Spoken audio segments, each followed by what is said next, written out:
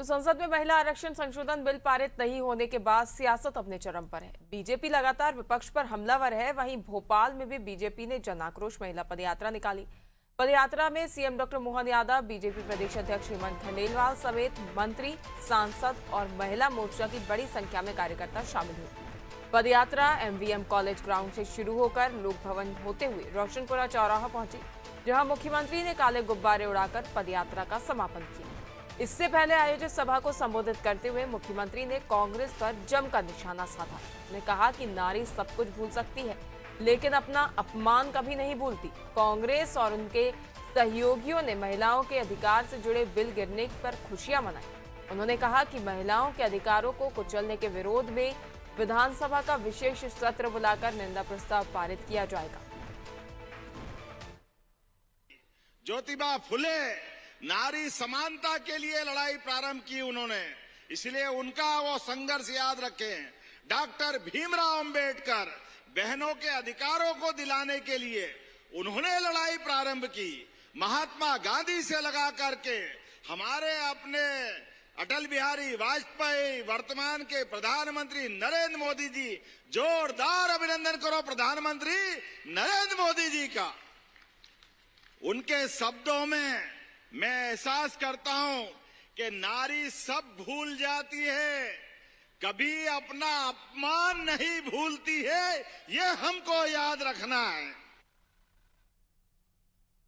तो देखिए, महिला आरक्षण बिल गिरने को लेकर अब सियासत देखी जा रही है जमकर। संसद में महिला आरक्षण संशोधन बिल पारित नहीं होने को लेकर राजनीति अपने चरम पर है। वहीं इस पर अधिक जानकारी के लिए सहयोगी दिव्या हमारे साथ जुड़ गई है भोपाल से। दिव्या, देखा गया राजधानी भोपाल में बीजेपी की ओर से पदयात्रा निकाली गई। इस दौरान कांग्रेस और विपक्षी पार्टियों के खिलाफ जमकर नारेबाजी की गई, जिसमें मुख्यमंत्री डॉक्टर मोहन यादव भी शामिल हुए थे।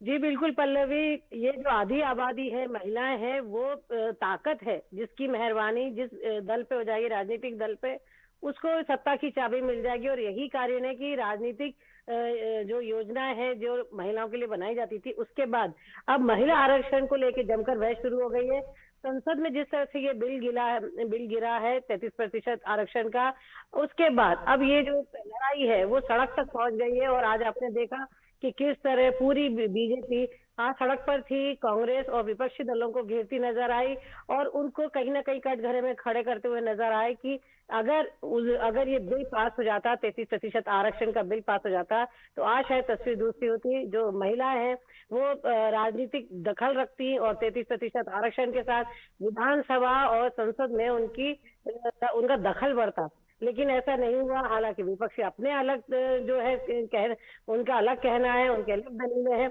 और यहाँ लेकिन जो बीजेपी है, जो ये हार हुई है, और जैसे कि पहले ही ये माना जा रहा था कि अगर ये बिल गिरता भी है तो इसमें कहीं ना कहीं फायदा जो सत्ताधारी दल है, भाजपा है, उसका अगर ये दिख भी रहा है, क्योंकि वो जो एक नरेशन बनाने की कोशिश कर रहे हैं कि जो उन्होंने पूरी कोशिश की कि 2029 से महिलाओं को उनका हक दिया जा सके, ये बिल लागू किया जा सके, लेकिन ऐसा हो नहीं पाया। और अब ये लड़ाई गांव गांव तक जाने वाली है और बीजेपी की यही कोशिश है कि इसको घर घर तक पहुंचाए और हर महिला तक ये बात पहुंचाए पार्टी कि कहीं ना कहीं उसके साथ ये जो है वो जो अन्याय हुआ है। और जैसा कि मुख्यमंत्री ने कहा कि नारी सब कुछ सह सकती लेकिन अपना अपमान नहीं सह सकती। और कहीं ना कहीं उन्होंने जो कांग्रेस की जो वरिष्ठ नेता है प्रियंका गांधी, लोकसभा की सदस्य भी है, उन पे भी जमकर हमला बोला और बोला कि कैसे ये लोग खुशी मना सकते हैं और जहाँ वो बेटी बचाओ बेटी पढ़ाओ की बात करते हैं और वहां पे जब है तो आप लोग खुशियां मना रहे हैं।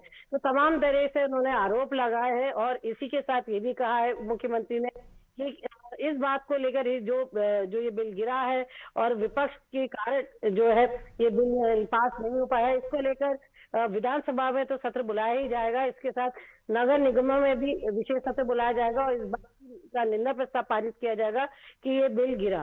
तो अभी जो ये लड़ाई है ये केवल सड़क तक की नहीं है और ये यहाँ थमती हुई नजर नहीं आने वाली है। एक सियासत लड़ाई में बदल चुका है। जो है अब ये देखना है कि इस नरेशन में कौन जीतता है। बीजेपी का जो नरेशन है कि विपक्ष के कारण बिल नहीं पास हो पाया, या जो विपक्ष का कहना है कि परिसीमन जो इसका असली मकसद था वो परिसीमन था। तो अब जनता क्या समझती है और जो आधी आबादी जिसके लिए लड़ाई लड़ी जा रही है, क्या आगे उसे कोई फायदा मिलता है या वो क्या उसका क्या सोचना है, अब ये सब देखने वाली बातें होंगी। बिल्कुल दिव्या, जहां एक और देखा जा रहा है कि बीजेपी की ओर से विपक्ष को जमकर घेरा जा रहा है, नारेबाजी की जा रही है, कई आरोप लगाए जा रहे हैं, तो वहीं अब मध्य प्रदेश में देखा जाए तो मध्य प्रदेश कांग्रेस महिला अध्यक्ष जो है रीना बोरासी, उन्होंने भी इंदौर में प्रेस कॉन्फ्रेंस की है और इस पूरे मामले को लेकर अपनी स्थिति स्पष्ट की है। उनका यह भी कहना है कि महिला आरक्षण को लेकर कांग्रेस जो है इसके खिलाफ नहीं है, इसके समर्थन में ही है, लेकिन कहीं ना कहीं जो इसमें संशोधन किया जा रहा है वो गलत है और बीजेपी की पहले से ही मंशा थी। हालांकि बीजेपी को पता था, उनका ऐसा कहना है कि बीजेपी को पता था कि सदन में ये बिल जो है पास नहीं हो सकेगा, उसके बावजूद भी राजनीति करने के लिए इस बिल को लाया गया और जो कि अब पूरे प्रदेश में और पूरे देश भर में देखी जा रही है। जी बिल्कुल पल्लवी, आज जैसे कि आपने बताया कि इंदौर में जो महिला प्रदेश अध्यक्ष है कांग्रेस की रीना बोरासी, उन्होंने पत्रकार वार्ता ली है और भोपाल में जो राष्ट्रीय महिला नेत्री है शोभा ओझा कांग्रेस की, उन्होंने पत्रकार वार्ता ली है। अब जिस तरह से बीजेपी हमलावर है और लगातार कांग्रेस को गठघरे में खड़ा कर रही है, तो ऐसे में अब कांग्रेस की मजबूरी हो गई है कि वो भी जनता के बीच में जाए और ये बताए कि आखिर ये पूरक नेहरू हुआ क्या, क्योंकि सालों से ये बात होती आ रही है कि महिलाओं को 33% आरक्षण दिया जाए राजनीति में, लेकिन हो क्यों नहीं पा रहा है, क्या अगर सब लोग तैयार है तो मिल क्यों नहीं पा रहा है। अब जिस तरह से आज आपने देखा कि खुद मुख्यमंत्री सड़कों पे उतरे हैं, खुद प्रदेश अध्यक्ष सड़कों पे उतरा है, तो इसको लेके पूरी बीजेपी हमलावर हो गई और ऐसे में अब कांग्रेस भी अपनी जो है रणनीति बना रही है, प्रेस कॉन्फ्रेंस ले लेके और प्रदर्शन करके तमाम तरीके से वो भी अपनी बात रखने की अब कोशिश कर रही है।